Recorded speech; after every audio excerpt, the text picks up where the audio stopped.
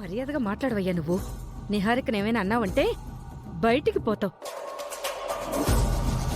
వికాస్ గాడు మీ మీద దాడి చేసిన విషయంలో ఖచ్చితంగా ఈ నిహారికకు సంబంధం ఉందని చెప్పగలను. నేను అదే నమ్ముతున్నానత్తయ్య. నీకేమైనా మెంటలా? శ్రీకర్ స్టేషన్లో ఉండేసరికి ఫ్రస్ట్రేషన్లో ఏదేదో మాట్లాడుతున్నా. నిజంగా సంబంధం లేదు కదా?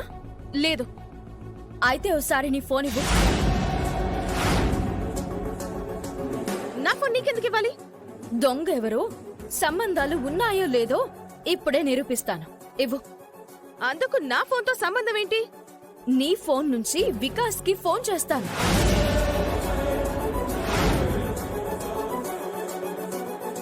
ఇవ్వు.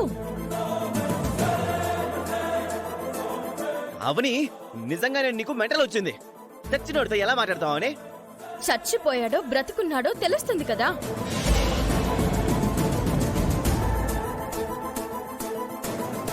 మేము ఫారెస్ట్ లో వికాస్ గాడిని చూసాము అనేది నిజం. మా కళ్ళతో చూసిన నిజాన్ని మీరు అబద్ధం అంటే ఎలా అవుతుంది? మీకంత నమ్మకం ఉన్నప్పుడు ఫోన్ ఇవ్వడానికి నీకు అభ్యంతరం ఏంటి? అందరిలో నన్ను బ్లేమ్ చేయడానికి నువ్విలా టార్గెట్ చేస్తున్నా. అందుకే నేను ఇవ్వను. నువ్వు ఇవ్వకపోతే జరిగిన దాంట్లో నీ ప్రమేయం ఉందని ఒప్పుకున్నట్టే. అదెలా అవుతుంది? ఇవ్వమ్మా.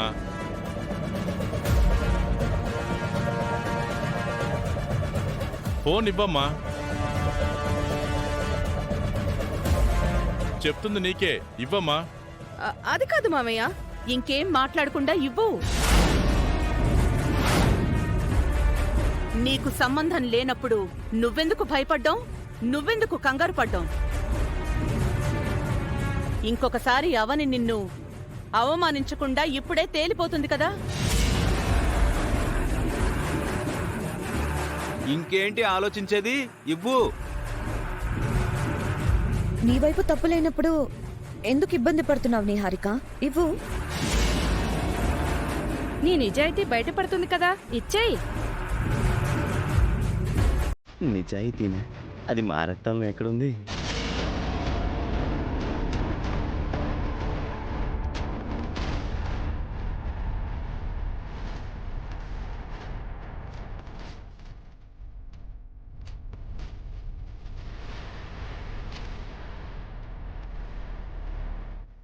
డైల్ కాల్స్ నుంచి వాడి నెంబర్ డిలీట్ చేశాను. అంతవరకు బాగానే ఉంది, కానీ వాడి నెంబర్ అయితే అందులో ఉంది.